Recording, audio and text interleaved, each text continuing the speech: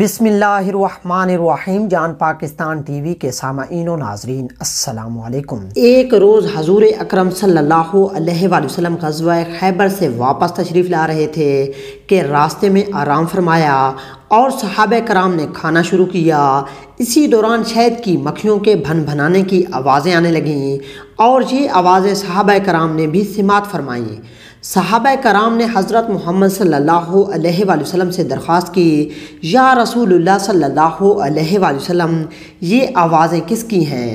حضور پاک صلی اللہ علیہ وآلہ وسلم نے فرمایا، شہد کی مکھیاں عرض کر رہی ہیں، یا رسول اللہ صلی اللہ علیہ وآلہ وسلم، صحابہ کرام بغیر سالن کے کھانا تناول فرما رہے ہیں، حالانکہ پاس ہی ایک پہاڑ ہے جہاں شہد کا چھتا ہے، لیکن ہم اس کو یہاں لانے سے قاصر ہیں۔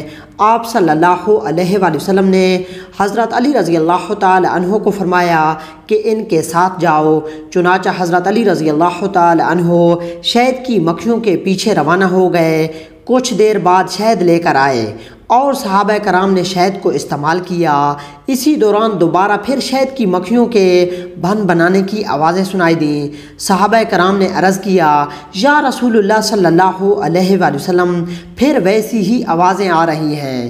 تاجدار مدینہ صلی اللہ علیہ وآلہ وسلم نے فرمایا کہ میں نے ان سے پوچھا ہے کہ یہ کڑوے پھول کیسے شہد بن جاتے ہیں؟ تو شہد کی مکھیوں نے عرض کی، یا رسول اللہ صلی اللہ علیہ وآلہ وسلم، ہماری ایک شہد کی مکھی امیر ہے، ہم سب آپ صلی اللہ علیہ وآلہ وسلم کی ذات پر مل کر درود بھیجتی ہیں، چنانچہ اس درود کی برکت سے یہ کڑوے پھولوں کے رس شہد بن جاتے ہیں۔ سبحان اللہ، یہ ہے شہد کی مٹھاس اور شفا کی وجہ۔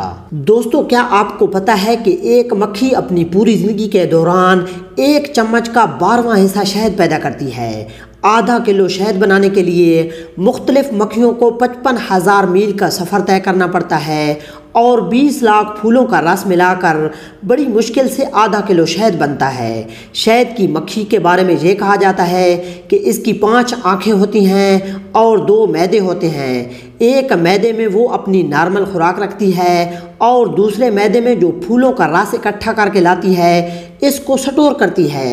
ایک مکھی جو عام طور پر جب اپنے چھتے سے اڑتی ہے تو وہ اپنی ایک فلائٹ ایک دورے کے دوران تقریباً 70 سے 100 پھولوں کا رس چوس کر واپس لاتی ہے۔ اتنی محنت کے باوجود شہد کی مکھی سوتی نہیں ہے، وہ اپنی انرجی کو سیو کرتی ہے اور اس انرجی کو پھر اگلے دن استعمال کرتی ہے۔ دوستو، امید کرتا ہوں کہ آپ کو ویڈیو اچھی لگی ہوگی۔ اگر اچھی لگی ہے تو اسے پلیز لائک اور شیئر کریں اور مزید اس طرح کی ویڈیوز کو دیکھنے کے لیے جان پاکستان ٹی وی کو دیکھتے رہیں۔ جلد ملتے ہیں نئی ویڈیو کے ساتھ، تب تک کے لیے اللہ حافظ۔